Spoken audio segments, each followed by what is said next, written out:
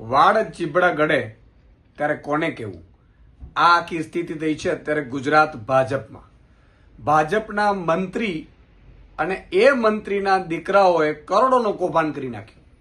મનરેગા યોજનામાં 100 દિવસ ગરીબને રોજગારી મળે અને એમનું ઘર ચાલે એટલા માટે આ યોજના કરવામાં આવી. મંત્રીની જવાબદારી હોય કે પોતાના જિલ્લામાં એ યોજના વ્યવસ્થિત રીતે લાગુ પડે ને ગરીબોને, વંચિતો, શોષિતો છે એને કામ મળે અને એમને પૈસા મળે. પરંતુ મંત્રીજીના દીકરાઓએ એજન્સીઓમાં ભાગીદારી કરી, એજન્સીઓ બનાવી અને એજન્સીઓમાં કરોડો રૂપિયા ઉપાડી લીધા, કામ જ ન કર્યું. અને મજાની વાત તો એ છે કે આ મંત્રીજી ઉપર વારંવાર આરોપો થયા છે.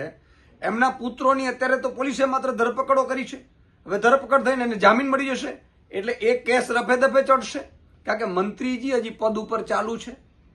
ભાઈ, મંત્રીની પરવાનગી વગર એવા કયા દીકરાને અધિકારીઓ માનવાના છે?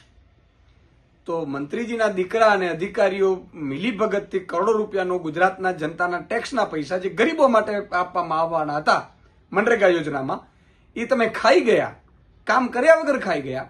અને મંત્રીના આશીર્વાદ, છુપા આશીર્વાદ વગર હોઈ શકે? તો મંત્રી ઉપર પણ કાર્યવાહી થવી જોઈએ. એની જગ્યાએ મંત્રી તો ચાલુ છે.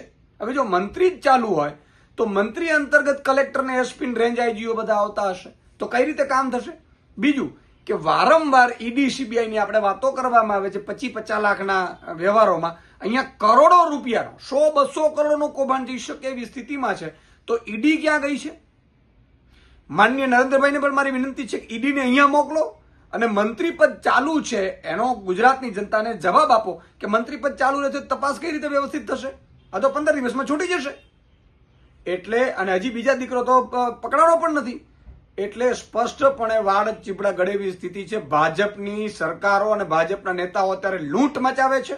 હજી પણ એમને 2.5-3 વર્ષ છે એટલે જેટલો ગુજરાતને લૂંટે એટલો લૂંટી લેવાનો જયારે મકસદ લીધો છે, ત્યારે મુખ્યમંત્રી શ્રી, પ્રધાનમંત્રી શ્રી મારી વિનંતી છે કે તાત્કાલિક ધોરણે આમાં એસઆઈટીની રચના કરવામાં આવે, નિવૃત્ત ન્યાયાધીશની અંતર્ગત એસઆઈટીની રચના કરવામાં આવે અને મંત્રી પદ જ્યાં સુધી આમની તપાસ ચાલે છે ત્યાં સુધી મંત્રી પદ છે એ બચ્ચું કાબડ જે મંત્રી પદ રહેશે તો એની વ્યવસ્થિત એ તપાસમાં રોડા નાખી શકે એમ છે.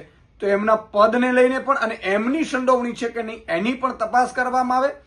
અને પ્રધાનમંત્રીશ્રીને પણ મારી વિનંતી છે કે ઈડી સીબીઆઈ પણ આમાં, કારણ કે મની લોન્ડરિંગ પણ થયું હશે, કરોડો રૂપિયા ગયા ક્યાં હશે, તો મની લોન્ડરિંગનો પણ સીધો કેસ બનશે આમાં. તો ઈડી પણ અહીંયા કાર્યવાહી કરે એવી અમારી માંગ છે.